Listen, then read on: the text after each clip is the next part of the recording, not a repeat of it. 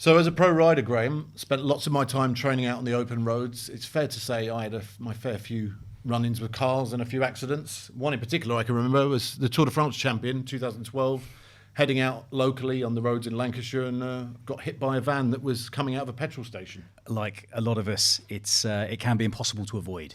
So there are always risks riding your bike out on the open road, and that's where our sponsors come in, CAMS. Cycling Accident Management Services help cyclists get back on the road, whether you're a pro rider, a weekend cyclist or a commuter. They work with local cycle shops to provide quick and hassle-free bike and helmet replacement, and they provide full legal services for any claim you might need to make. And if you've been injured, CAMS will help with all the rehab, including physiotherapy and psychological support to get you back on the bike. But what I love most about CAMS is that they are for cyclists by cyclists. They support the cycling community through partnerships with cycling events, pro athletes and men's and women's junior cycling teams. To find out more information about CAMS and other road traffic accident claims, visit the CAMS website or click the link in the show notes. Coming up in this episode... Most body types in cycling cannot do the muscle damage that we do. It's horrible. It's horrible. And you want to limit that muscle damage as much as possible. The Champs Élysées, you've got nothing else to save yourself for, so you just floodgates, like turn that glass of water upside down, everything comes out. Do you remember at the start that day as well, in 2012, who came on our bus? No. Maurice Green, the world's fastest man at that time. Did he? Maurice Green. Yeah, he came on the bus. He came on the bus and we were all going, Maurice Green, baby, Maurice Green. I don't remember. Do you remember that? Brad's unwavering belief in what I do means a lot as well. You know, like I said, there's people who are even close, they lost belief in what I could do. Brad didn't. That's from a sporting sense, but...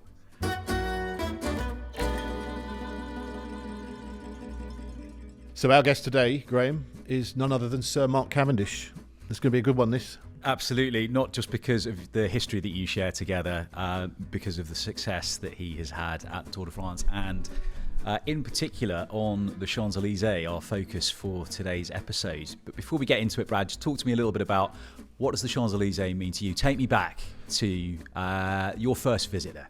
My first visit at the Champs Élysées was when I was 13 years of age. The Eurostar had just opened, so hopped across on the Eurostar and watched Miguel Indurain come onto the Champs Élysées. I stood on the Rue de Rivoli up on a wall which had railings on it, stood up high to get a view, and I'll never forget the image of them coming across the Rue de Rivoli on the entrance to the Place de la Concorde with Miguel Indurain's Banesto team on the front, Miguel Indurain in yellow.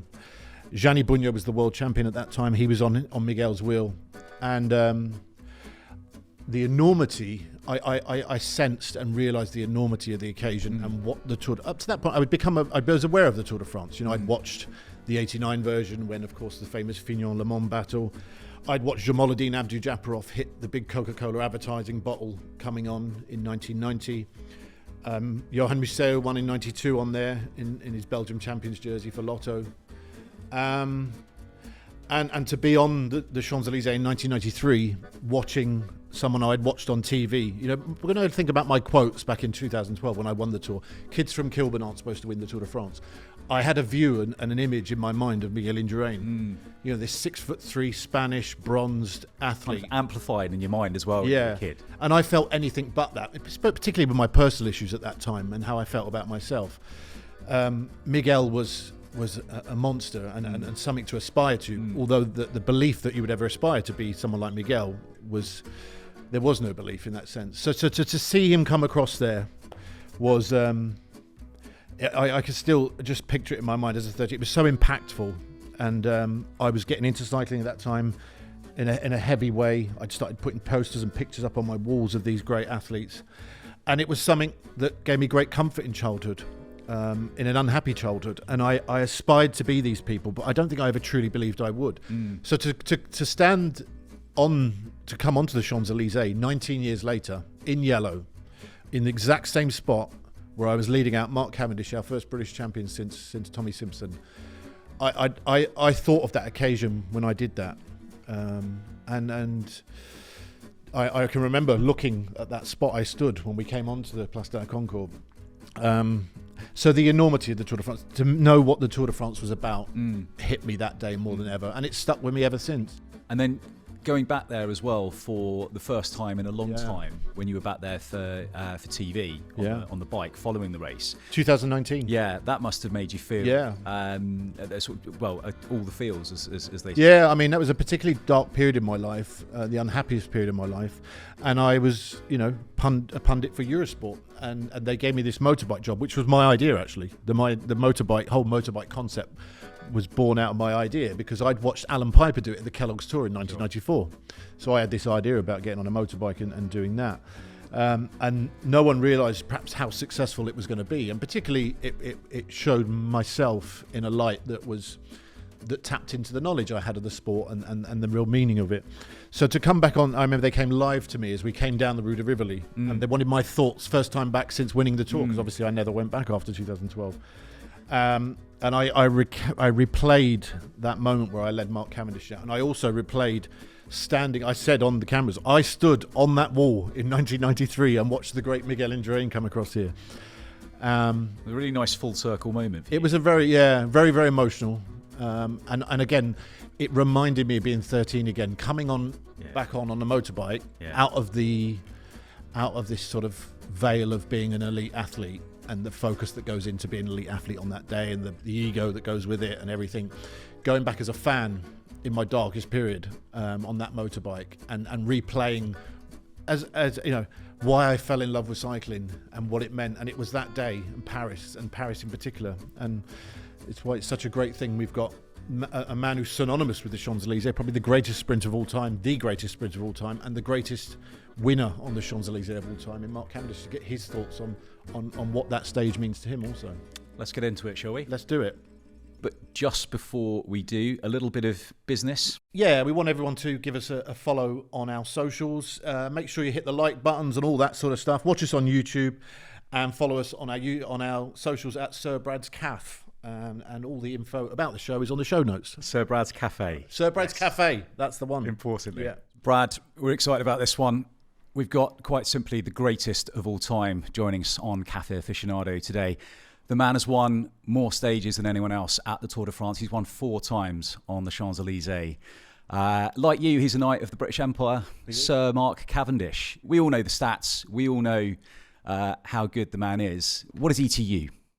In my eyes, he's the greatest British cyclist of all time, for many reasons. Not just his sprint prowess, but the way he thinks about cycling, what he's done for cycling, the races he's won outside of the Tour de France. We talk about Giro d'Italia, Milan-San Remo, the World Road title, which I still, will be a long time before we have another British world champion. And he was the first since Tommy Simpson. So welcome to the show, Mark Cavendish. Hey, mate, you all right? You all right? That was lovely. Yeah. I got all emotion there, thank you. True story. Gents, shall we kick off with what is a seminal moment in Tour history, but particularly for you two in terms of your friendship, in terms of British cycling? Because I can't imagine the number of things that have to come together for what happened in 2012 on the Champs Élysées to have happened. For you, Brad, to lead one of your best mates out on the Champs Élysées, you wearing yellow, Cav, you in the World Champions jersey, and you just giving it a little tap of the bum, and off you went. To start that story off, I mean, I don't know if Mark remembers, but I was at the Tour de France in 2007, which started in London, and Mark was pushing since the 4 days of Dunkirk that year for me to come to T-Mobile. And do you remember that? Yeah. And Brian Holm and Bob Stapleton came to see me in my hotel room before the prologue in 2007.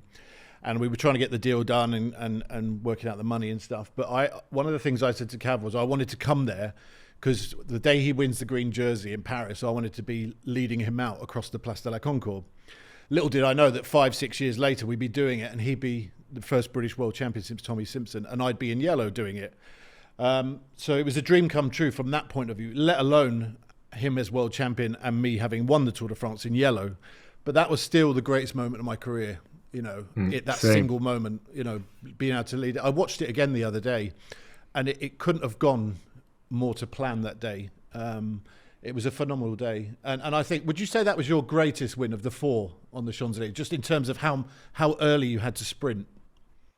Yeah, I did sprint early. I don't know. Like the first one was like my sprint was good on the first one I did in 2009, but it was pretty normal. But in terms of memories, like of course that's like there's so much more than just doing your job for that one, innit? Do you know? Yeah. Like you've What do you just explained remember? it. I can't explain it better. What do you remember about that day? The laps leading up to it. Do you know what I remember is that we were chill. Do you know, like we weren't particularly chill like for the rest of the tour. It's the first day that the whole team was like super chill. Yeah, I remember. But that was the hard thing. I think, is trying to manage the sort of festivities of that day and your personal ambition. And I think I can't remember what was said in the team talk in the morning, but I think it was the day before where. It was 2 days before that you won, where you caught Nicholas Roach on the line, didn't you? That we weren't going to sprint that day, were we? Yeah, and then it was you actually. Yeah, that's actually more poignant than this one. It's that 2 days before, because we said like I talked the day before with Yatesy and be like, okay, we sprint tomorrow. Then we got on the bus, and then he was like, oh, we don't sprint, and I was like, what the fuck? We sprinting, and then you piped up and you said, no, we're sprinting. We go for Cav.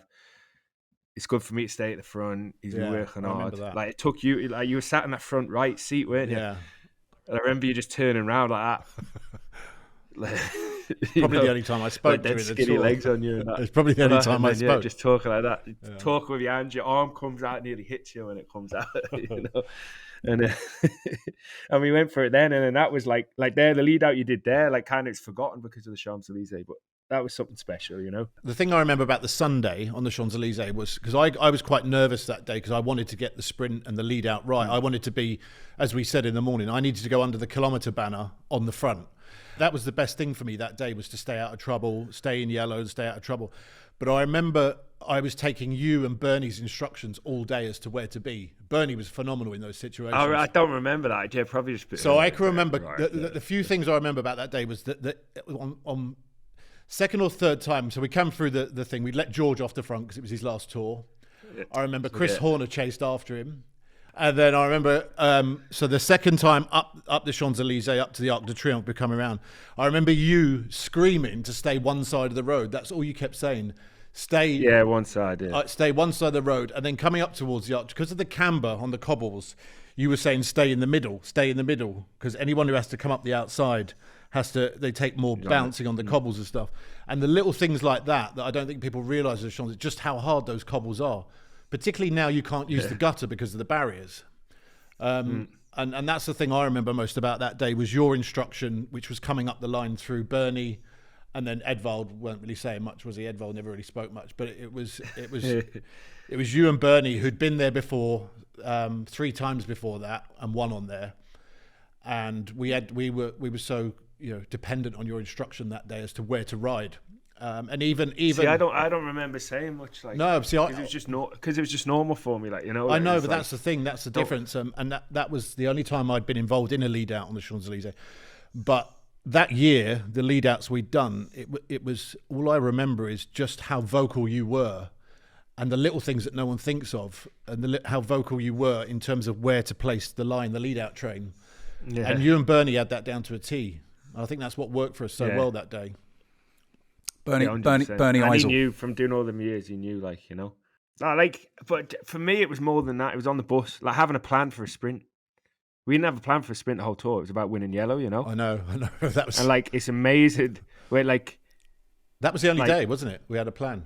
Yeah, but having that plan, it was it just made the whole race, for me as a sprinter, super calm. Yeah. Like how long we'd known each other, 6-7 years then. We'd raced together for 5 years before, and I knew that, if you got you in, you've got the, even aside from the day you're in yellow and win the tour, any other year, you've got you in a lead out, you've got the most valuable asset on the planet, from a work point, but then you're in yellow and all that, it just kind of adds. But, at the time, we didn't look at it sentimentally, did it? It was just doing a job there, and then I remember coming out the tunnel with 1.5K to go, and we were on the front all the way up to that point, and we got swamped by Saxo Bank. Do you remember Saxo came over the top with their lead out train? And I remember being really. And then you just went. To be fair, I thought you'd gone too early when you went. Yeah, it was but it was You hadn't, like, when you went, it was like, oh. Why? Well, that was like, for a moment, I forgot it's you. Like, do you know what I mean? But I remember being really insulted when they came past us. Because they came, and that's why I went early. So they came past us, 3 riders, and they didn't really take it. If anything, they slowed it down. And I remember my ego kicked in at that point. I remember being really insulted that they dared to take us on. And I thought, right. And I remember I tapped my right bum cheek. You remember? As if like, right, buckle up. It's time to go. Yeah. And then I went past them, like slightly looking on the right, like, okay. You know, I won't say what I thought in my head, but that was the thing, was finding a reason to get fired up and get fighting me that day. I used to be like that on the track, didn't I? If someone dared to like chase us down and take a lap. Yeah, that's what I just had in my ear. Yeah. I had then Andy Biker on the other side of the track or something. Yeah. Or like the Belgians when we were at Ghent, when they said on the Saturday night that they were going to win Ghent, and we were like, right, we kept putting them on 2 laps for the whole hour. And I think that was a similar that day, really. It was, and there was for me, there was like when I was like that, I was almost better riding in the service of you, because I'd get quite protective of you, and you do of your sprinter anyway. You get quite angry and get fighting you, but they're the things that I can remember about that day. That's something special. Like, you won't have another yellow jersey. I think if another yellow jersey leads out their sprint on the Champs Élysées, it's because of those images. It's because they want to be like you. It's not because of why you did it. Do you see what I mean? Yeah. So that was pretty fucking special, that, man. Yeah.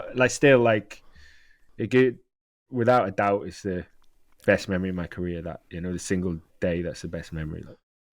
Time for a quick break now to talk about NordVPN. I'm overseas quite a lot, covering the World Tour cycling calendar. And one of the reasons I'm able to watch it over here is with my NordVPN subscription. If you're not already familiar with NordVPN, it allows you to easily switch your virtual location to anywhere in the world, so you can access all your favorite streaming services and apps, even if they're not usually available where you are. It means I get to watch UK coverage of English football, which I love. And if you're like me and you worry about online security, you don't have to with NordVPN. It allows you to shield your online activities from any hackers monitoring your connection, and it encrypts your connection to make public Wi-Fi networks safer to use. And best of all, it's super easy to use with one-click connection, faster than Cav sprinting on the Champs Élysées. Cafe Aficionado listeners can get an exclusive NordVPN discount and 4 extra months on top. Just visit nordvpn.com/Sir Brad, or click on the link in the show notes. I mean, the other thing people don't realize as well is, and I remember you pointed this out to me that year, was just how much the last corner had changed over the years as well, in terms of how they barrier it. I mean, I was watching the 94 Tour the other day in the finish when Eddie Seigneur won, and there's no barriers. It's literally a mile wide, this Place de la Concorde Inn. And did it change quite a lot over the 4 years that you won there? No, just the once. And the distance to the finish line changed as well, didn't it?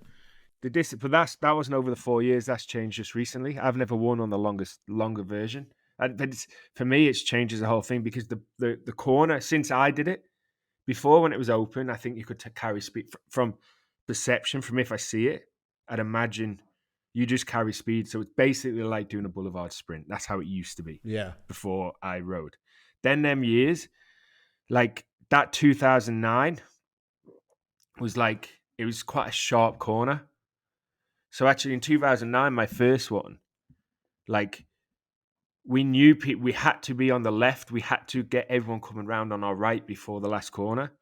So because in their head, they want to dive bomb us. But it's so sharp that, like, you can carry speed and you can really cut their speed off. So that was our plan going into 2009. And that's what we managed to do. And then I think after that, then they softened the corner. It's a mad one, because, like, what was so perfect, actually, I preferred it later when it was soft. You could carry a bit more speed, get a few more people through. But it was still the actual distance from that corner to the finish line is like 350 meters. And that's like, it's too long to go for a sprint, isn't it? A sprint is like 15 seconds, 20 seconds, like full gas. And so 350, you can do it with a tailwind, slightly downhill, like stages like Valence and stuff like that. But once you start having a little drag or cobbles or a corner, like 350 meters straight downhill, tailwind, you do that. But you have a corner, then you got to get your speed up and go. It's too long to go from the corner, so you can't just dive from the corner and go. You need to get round. You need to settle. It's almost like you count to 3 and then you start the sprint. But if you're not in the perfect position round that corner to carry the speed, you have to stop, and it's a bit of energy to get the acceleration again up to speed, and then as soon as you're up to speed, you've got to start sprinting. Then that's when you have to sprint. It's 250, 200 to go, and that's why it's so. Everything you do, you don't really 100% of the time it's not. It won't be like this, but 90% of the time you won't win that stage by luck. Do you know?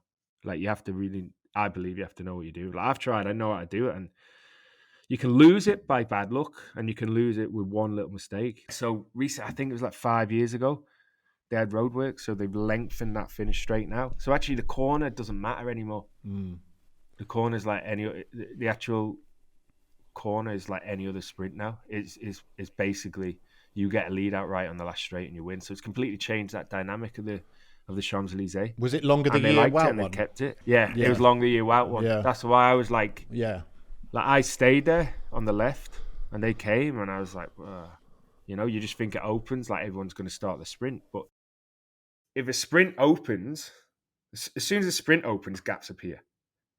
And if you think of it like I think of it, like the old Champs Élysées, the sprint's going to open after 3 seconds after the corner. So you're not worried about being against the barrier because the gap's going to open. And that's where I messed up that year, is that I stayed there like waiting for the sprint to open. But that means more people come, and you just stop then, Cav, do you think you'd have retired if you'd have won that stage? I don't know. If you'd have got the 35? Perhaps. Perhaps. We don't know. I don't know. How did you feel in the immediate aftermath? Do you remember?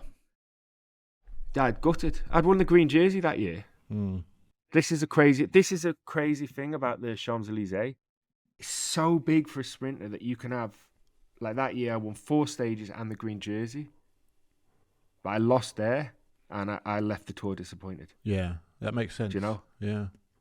Like it's so you do that whole 3-week journey, probably the last week journey, just for that moment. That's the reason you do the suffering.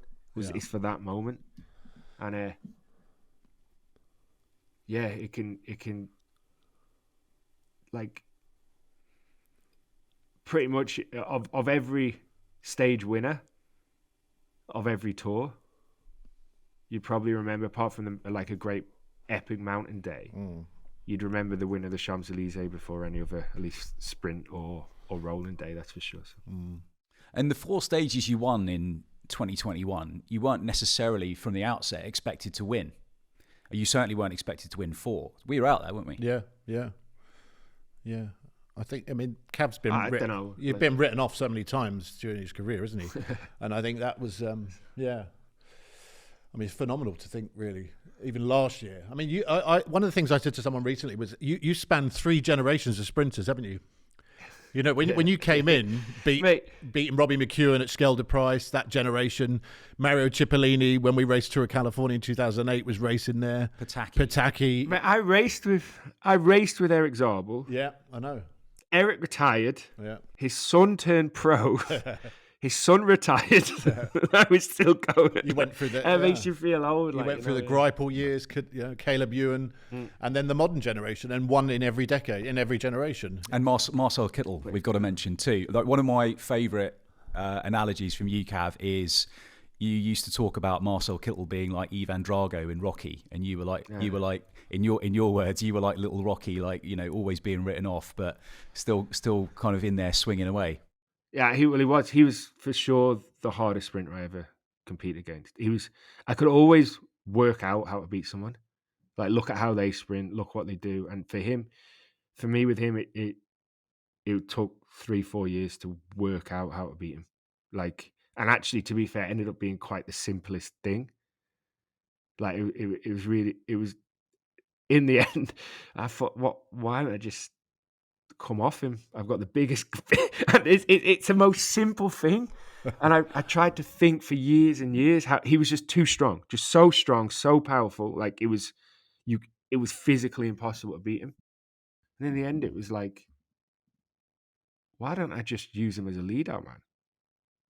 Like, it was as simple as that. Like, get on him, and you've got the most protection because he's the biggest rider in the peloton. Yeah. And at the time, okay, it helped that he was a quick step at the time, so he had a super strong lead out. So you knew he'd get delivered, so it wasn't a risk by sitting on him. And then it was like I felt like I pissed away like a couple of years of my career trying to work that out, like, you know. But it was actually dead simple, like. Yeah. Just very briefly, Mark. So you won 4 on the trot: 2009, 2010, 2011, and then 2012, with Brad leading you out. Apart from 2012, which one of those stands out in your mind as, if you could go back and relive it again? Would it be the first one where the first one absolutely blitzed everyone as well? So you were talking earlier about, you know, not. I had a time gap, you know. I never got given it, but I had a time gap. That was same time, I should have. And Mark Renshaw finished second. Your lead out man finished second. That shows you how far ahead you were when you crossed the line. I mean, that's ridiculous. When has that ever happened before? Yeah, but that was we nailed the corner, like I said before, and Mark nailed that. That was Mark who did the tactical side of getting through there very, very well. And then the thing about the Champs Élysées. So, as a sprinter, like, this is a thing that people don't realize. Like, you have a glass. Imagine a glass of water, right? And every effort you do throughout 3 weeks tips a bit of that water out, you know.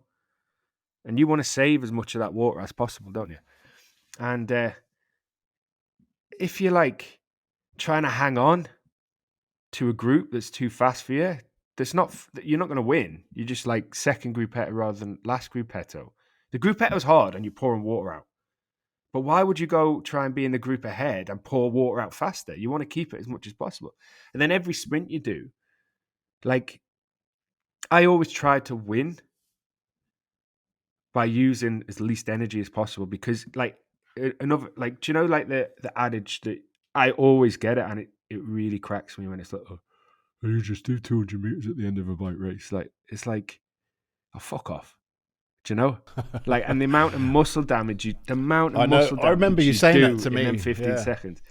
Like, I remember most body types in cycling cannot do the muscle damage that we do. It's horrible. It's horrible. And you want to limit that muscle damage as much as possible. The Champs Élysées, you've got nothing else to save yourself for, so you just like floodgates, like turn that glass of water upside down, everything comes out, and then you really see. So what are you saying? No, I remember you saying that to me actually years ago, just how much people don't realize how much damage you do in that 200 meters plus the 30-40k before it, you know, the powers you have to use to stay in position. One of the things I always thought with the Champs Élysées stage as well that I found really difficult was how slow you ride for that first 100k, and then how fast the speed picks up when you get close to the Champs Élysées, and it's crazy. And the difficulty in trying to go from doing 25k an hour all day to 55, 60k an hour when you hit the shot, and it takes you a lap or two to get into the swing of things. Did you find that hard as a sprinter, or did you prefer days like that because you're not doing as much damage early on? At first, I always I think you're like human nature. If it's easier, you're more chill. But the difference, like when it was kind of harder, I could always look after myself better. So actually, when a race is harder, you know that the other sprinters were probably more damaged than I was. Like, but I only learned that later on, really. Do you know? But yeah, when everyone's fresh, you have more people in the mix for the finish, don't you? And so it doesn't necessarily make it harder. It just makes it a bit more dangerous, a bit more going on that you have to work out. You know, it's a bit of a pain in the ass. But it's funny because it speeds up, doesn't it? Just not because like a race has started. It's just one person thinks, "Oh, I need to be at the front," and everyone tries to start getting in the front, and it's like this natural snowball, isn't it? That starts speeding up. It's like. And people that are trying to stay in the front that haven't tried to be in the front for 3 weeks because their mum and dad are stood on the Champs Élysées. You know, that's what it is, isn't it? It is, yeah. Do you remember at the start that day as well, in 2012, who came on our bus? No. Maurice Green, the world's fastest man at that time. Did he? Maurice Green. Yeah, he came on the bus. He came on the bus and we were all going, Maurice Green, baby, Maurice Green. I don't remember. Do you remember that? Because he was working for Eurosport and he had a show, Maurice Green show on Eurosport, and he came on the bus. He knew nothing about cycling. And it was quite funny you see the world's fastest man at one time meeting the other fastest man in the world on a bike. I don't remember. Yeah, we all had pictures of him. It's quite funny. Sam, have you got any? They're probably around on the internet somewhere. I'll have a look. I don't remember. I don't remember much before. Like, we'll find them. We'll get them to you, Mark. Hi, I'm Bradley Wiggins, Olympic champion and the first British cyclist to win the Tour de France. I've been a professional cyclist for most of my life, and I take every element of my training and preparation seriously, so I understand the importance of finding the right sports nutrition products. For me, I only want the very best products, backed by science and trusted by the world's best athletes, which is why I've joined the team at Applied Nutrition. Whether it's their electrolyte tablets, isotonic energy gels, or recovery protein, Applied Nutrition products are designed to support cyclists across every stage of the ride. Every batch of their endurance range is tested for banned substances, making it a trusted choice for cyclists at all levels. Now, here's the good bit. I've got a special offer for Cafe Aficionado listeners. Use the code SIRBRAD30, that's SIRBRAD30 on your next order and you'll receive 30% off. So shop now on appliednutrition.uk and use the code SIRBRAD30, that's SIRBRAD30 for 30% off your next order. Fuel your moment with Applied Nutrition. So welcome back to Cafe Aficionado. Graham Wilgoss is with me and the great Sir Mark Cavendish. Graham, give us a little bit more history on the Champs Élysées stage. The majority of the finishes in the early years of the race were in the Parc des Princes. Then it was the Jacques Anquetil Velodrome, where Cav, I'm going to bring you back in here very, very briefly because you were there not so long ago, I think I'm right in saying. It's well cool. It's a nice little place. Like it's, I was there last summer. We did like activation there. During the Olympic Games, we went to and it's just like one of them old velodromes. It's like on Roubaix. I think everyone knows the sights of the Roubaix velodrome at the end of Paris-Roubaix. But it actually gave me goosebumps when I was there thinking that the Tour de France finished there. You know, like there's such a beauty in a road race finishing on a velodrome, isn't there? Mm-hmm. Like, and there's something that, for me, it just made me wish and hope they utilize that, whether as a novelty or as a start place or whatever in the future. It'd be quite.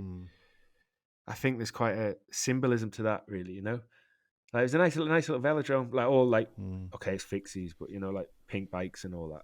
Like, but quite a cool little building.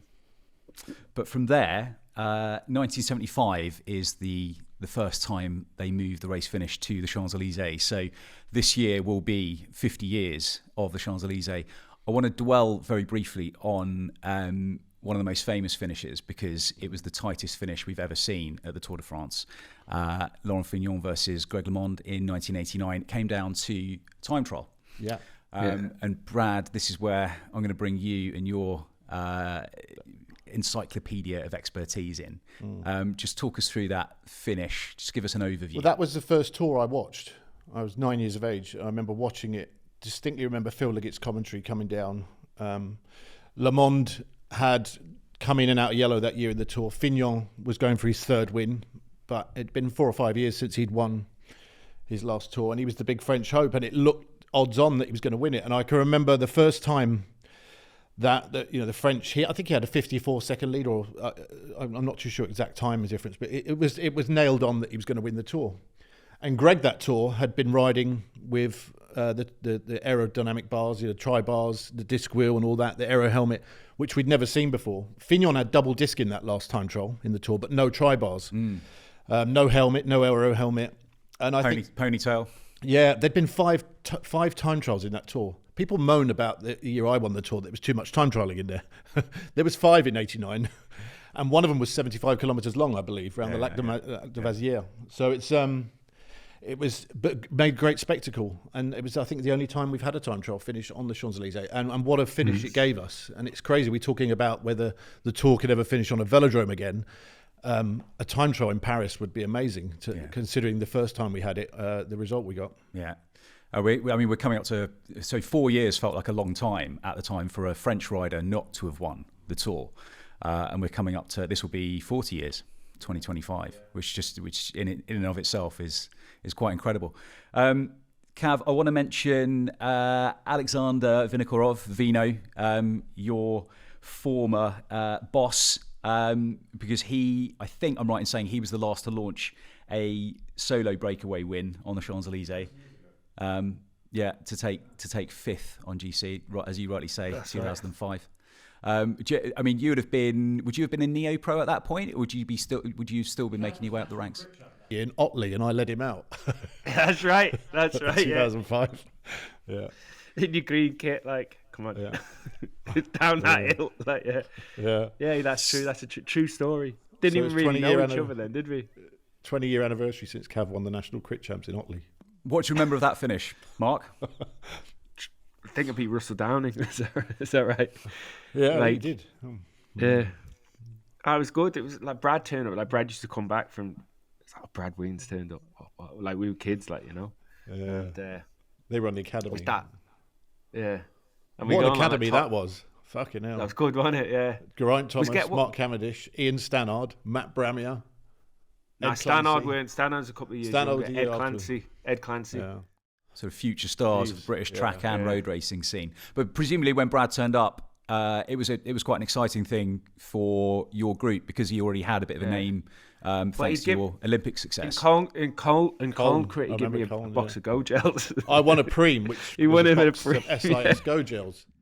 And after the finish, I finished second. I let Russell Downing win. Me and Russell were off the front. And I won this Preem box of Go Gels, 24 Go Gels. And I saw Cav in the change room afterwards. And I gave him, I said, would you like these, Mark? And he goes, but we were on 250.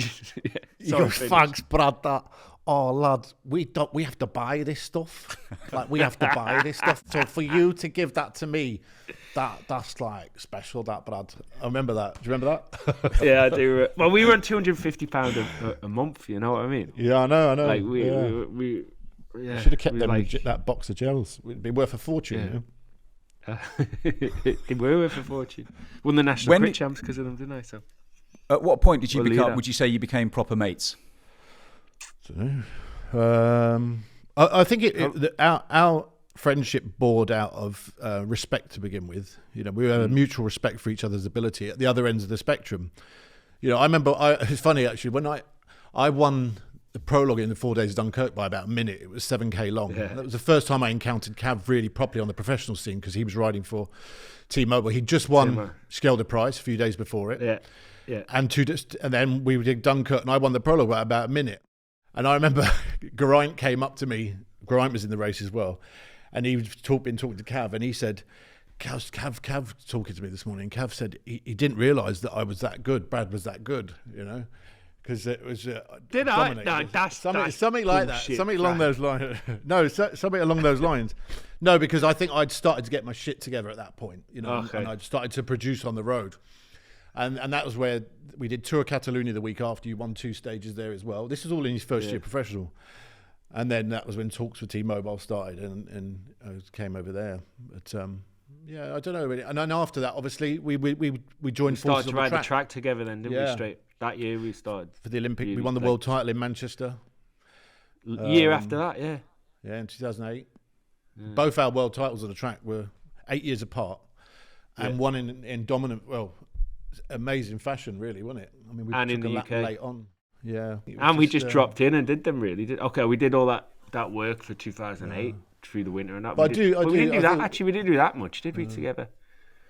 No, and then I think, you know, we'd have fallouts and stuff because we clashed a lot. You know, we're both aspirational, competitive, and we were at other ends of the spectrum, you know, and at times we were cannibalising each other's opportunities through whatever team we were in and stuff. But, you know, but then I think we grew a lot closer, certainly in my retirement, on a human level, you know, as we both had our difficulties over the years. We both backed each other personally, publicly, and we came even more close in the last few years, just on a personal level from our human struggles. I think more than ever. Yeah. You know? So it's been lovely. Yeah. Mark, what stands out for you as the moment you really became proper mates? I think that for me it was when. Do you remember we went out on that camp in America and you had your guitar and we just singing Oasis songs? Yeah. Like, And that's when, like, I don't know, like, you, when you're sharing a room together, you get closer, and we shared a room a lot like then, didn't we? And then, yeah, like Brad was saying before, you kind of, you can kind of, yeah, you can kind of bicker, and you can, like, there can be hard times like that. You can get jealous of each other and stuff, and I think that's normal. That's like anything with brothers, I know. And when you're young as well, like, it's like that. And then you realize that, fuck me, like, there's very few people in the world that you let your complete guard down to, that know you inside and out. And Yeah. Brad's one of them people, and you realize how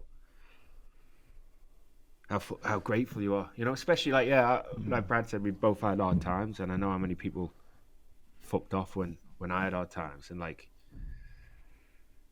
Brad didn't. Yeah.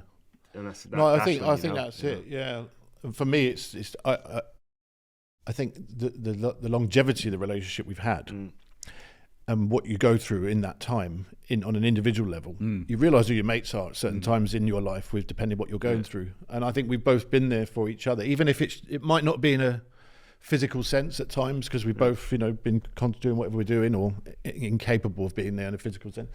But just a message at the right time saying, fucking love you, hope you're all right, That really came through for me in 2021 in Carcassonne. Yeah. When we were out there, you were doing TV, we were doing the podcast afterwards. Cav, you equalled the Merckx, well, what was at the time the Merckx record, so you shared the record for the most stage wins on 34 that day. And you sought Brad out afterwards in the line where you've got to go and do, well, you don't have to do it, but you're kind of obliged to speak to a couple of reporters, and you just completely bypassed the line. You went straight to the end to Brad, and you just gave each other the biggest hug. It was a great moment. Yeah, I remember that. It was lovely. Yeah. Do you know what? He's always, like, from everything, he's fucking backed me as well. Like, hey, he knows me on a sporting sense, but, like, Brad's unwavering belief in what I do means a lot as well. Like I said, there's people who are even close. They lost belief in what I could do, and Brad didn't. That's from a sporting sense, but yeah, I don't know. It's much easier like that. Like, I think you see it's quite awkward. Like, I think that's actually something we bond over. It's quite awkward talking about human interaction. Yeah, I know. Like, it makes us both quite awkward, and but yeah, you just know when you don't have to talk about it, and then that's when. Yeah, there's a lifetime friendship, really. Yeah. Or so from didn't my quite. side, anyway. Yeah, no, for mine, absolutely. Yeah, I love him dearly. I'm going to bring us back to our trawl through history and back up to 2021 and that tour. So the unique thing about Wout van Aert winning on the Champs Élysées that year was that he had done the hat trick of, he'd won the mountain stage, the double ascent of Ventoux, he'd won the time trial. So that brings us up to this year and the changes to the route. So for the first time in a long time, it's not going to be the typical sort of procession and then an all-out kind of big bang final flourish of fireworks, the big sprint to finish the tour. It will be 3 laps of the Montmartre, so the climb that was used in the Olympic road race in Paris from last year. The third climb it's 1.1 Ks, 5.9% gradient on average. That is enough in itself to split the race. You're also talking about narrow, cobbled roads. 6 kilometres from the finish, could we be looking at a very different race this year? Perhaps, but I only think that last 6K, if anything, or from the start of 7K from the start of Montmartre last time. It's quite easy to be strangled, like the narrow roads. It's beautiful. Like, we all saw the Olympics last year. What an incredible spectacle. I'm just nervous. 180 3-week fatigued bike riders may be different too. I think there's probably 30, 40 guys that can win the Olympic Games, really. It's a different race. It's nice to try stuff different, I think, from a non-commercial sense, simply from a sentimental sense. Like, it's quite iconic, the sprint finish. And as a sprinter, I can testify that it's the reason you you try and finish. Keeps you hanging on through the mountains. That prize of the Champs Élysées at the end, the most prestigious stage for sprinters. Exactly. Yeah. But like the whole of cycling is screaming that they want the sport to grow, and you have to try different things to grow. So I see that as well. You know, Remco, we saw Remco Evenepoel use it as his springboard to leave the rest of the peloton behind and win Olympic gold in the road race. Yeah, it's not going to make any difference, GC.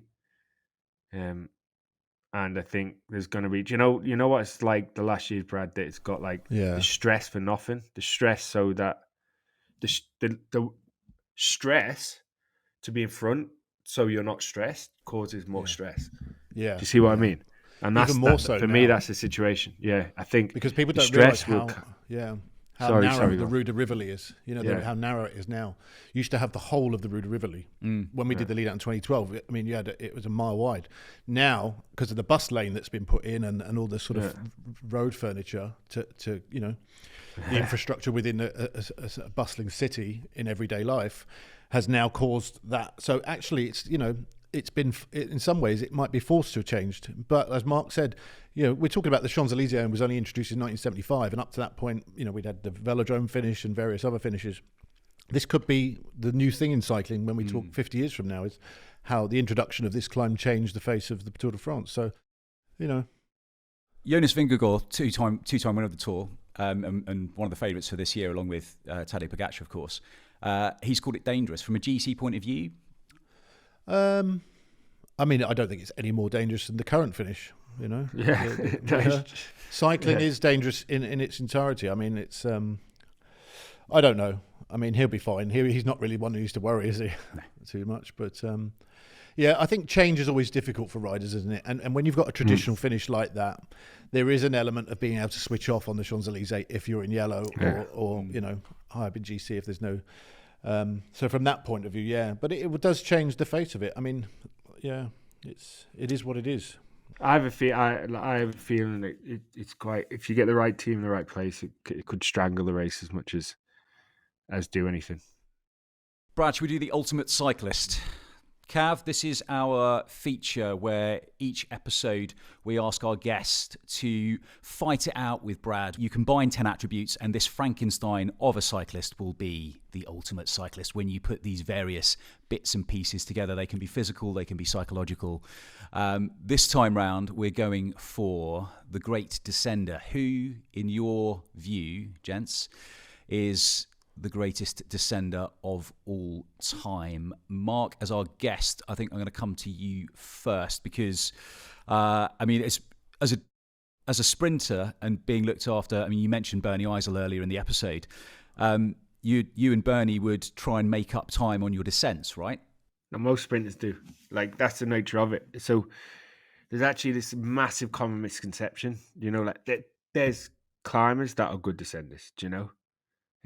But it's amplified how good they look because, like a lot of climbers don't necessarily need to learn to go downhill fast. Do you see?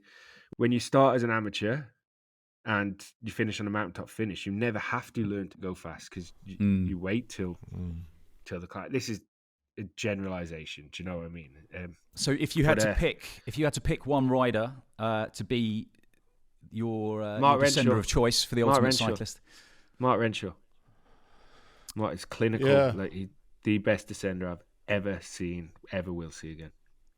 Yeah, I mean, a lot of it is, as Mark says, it's dependent on having witnessed these people as well. Because Sean Yates was a legendary downhiller. I never rode with Sean in terms of going downhill. I've been in the back of the Tour de France coming downhill, chasing people like Tour Hushov, Stuart O'Grady, phenomenal descenders. But for me, I have to go with Vincenzo Nibali. I mean, he was phenomenal. Yeah, and Mark's laughing, but he was phenomenal downhill.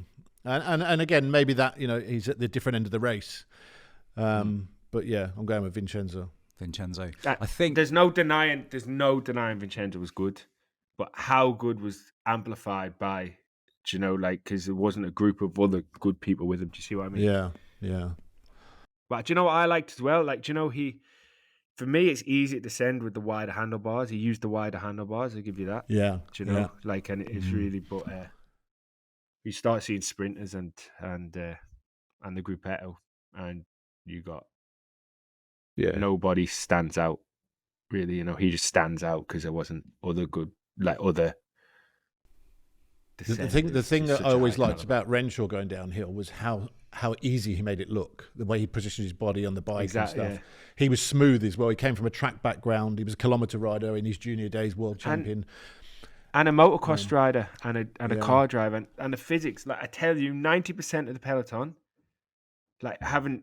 do you know a bike, but the actual understanding the complete physics of it is it's not there. There's a weight distribution, there's a center of gravity, and of course you're not going to stay upright 100% of your career, but if you understand the physics of a bike, it makes it quite easy to do things. It doesn't make it about balls, really. I think because we're going to have another shot at Nibali, I feel like he's such a complete rider that he's going to come up again. And for the sake of a sprinter's race being on the line and having to be delivered to the finish line before the time cut, we've got to go with Cav on this one. Mark Renshaw. Oh, come on, Graham. What do you know about the price of cheese? Is on the board. I know compared to you two, very little, but I'm going to defer to Cav's greater knowledge here. Cav, you win this one. Mark Renshaw's on the board for the Ultimate Cyclist. Oh, thank you very much. Mark, you're enjoying your retirement. It looks like, anyway, it looks like you're having a great time. Isle of Man TT, spending a bit of time in France, kind of spending time, a lot of time with your kids. We always ask our guests on Cafe Aficionado, what keeps you in love with cycling? And I'm presuming you are still in love with cycling, even though you've left it behind professionally. Do you know, I haven't charged my power meter since I retired. And it's given... It brings me back to why I started bike riding. Like it's the freedom. It always has been, always will be. Like the freedom to just go out and go where you want without constraints. Like do a lot of me thinking, like on the bike, and just free to just let your mind wander without like distractions, I guess, and. That's always how it was, and that's that. Like just going out, either on your own or with mates, and that. I've got that since I stopped, and I'm actually. I always was lucky to ride my bike for a job, but I feel a love that I didn't feel for a while since I've stopped. That's for sure. Do you how does it? Watching Casper and how into cycling he is. Yeah. Does that remind you of when you started riding around on the island? Not really, because the difference is there was no cycling in my family. No, I suppose. So when I was his age, I was always on my bike, but my BMX. I was doing BMX trials. But I remember when I was his age, it was the Barcelona Olympics. Yeah. And the only things I remember from the Barcelona Olympics were Chris Boardman and his punty helmet, and Marie Purvis in the road race. She punctured. She was away and she punctured. Yeah. And the cycling is the only thing I remember. But I didn't know cycling. I know cycling in my family. I didn't watch cycling. And it wasn't until I was older and started that I realised actually I was always into bikes. So maybe his is like a perfect example of like nature and nurture combined. And that naturally it's in him. It was in me. But because he's grown up with cycling, it accelerates it. He's like Ben. We talk about it. Like, I remember, like Ben's racing now. He's pro now. So proud of him. But do you remember when he was Casper's age? Do you remember he's the same? Like he'd grown up with cycling. Yeah. I remember your first stage we did the Giro on your birthday in 2008. Yeah. And Ben had came out to the race to watch, and so Ben was 3, and he was. He came up to our room while I had a massage. You looked after him while I went for a massage. He stayed in the room with you because he was obsessed with you. You're still his hero today. But yeah, it's funny how time passes so quickly, and it's great, isn't it? Yeah. It's great. Yeah. Should we do the coffee and cake order? Yeah, go on. What's your order at the cafe, Mark, when you go? I don't know. As I got older, it's just like a cup of tea or Americano now. Don't really like. Yeah, I'm not. What's your favourite? Just to get your own favourite bike cafe. Oh, there's a few. Right, there's a place on the Isle of Man, right, and it's just down the road from me. I mean, it's called the Shed. It's in Laxey, so it's not far from me. So it's sometimes I ride out meet, we'll ride back, stop there, I ride out, go again. But yeah, they got these benches outside, like, and it's called the Shed. My brother actually kind of built the structure that is in. Like, it's a wooden cafe, but I don't know. Like, do you know when you go in place and it's like chill? It's not really like cycling cafes and that. Quite like that. You know what I mean? I'm presuming you're probably still mobbed at cycling cafes as well. Should you ever stick your head in there? Oh yeah, of course.